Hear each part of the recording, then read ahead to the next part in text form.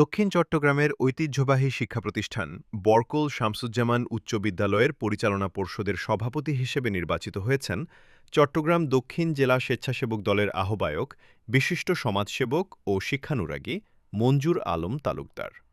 সভাপতি নির্বাচিত হওয়ায় বিদ্যালয়ের শিক্ষক, শিক্ষার্থী, অভিভাবক এবং স্থানীয় গণ্যমান্য ব্যক্তিবর্গ তাকে আন্তরিক অভিনন্দন ও শুভেচ্ছা জানিয়েছেন।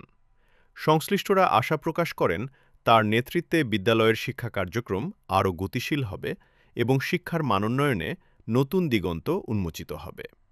প্রতিক্রিয়ায় মঞ্জুর আলম তালুকদার বলেন, আমার ওপর অর্পিত দায়িত্ব যথাযথভাবে পালনের মাধ্যমে বিদ্যালয়ের সার্বিক উন্নয়ন, শিক্ষার গুণগত মান বৃদ্ধি এবং শিক্ষার্থীদের জন্য একটি আধুনিক ও আদর্শ শিক্ষার পরিবেশ নিশ্চিত করতে সর্বোচ্চ চেষ্টা করব।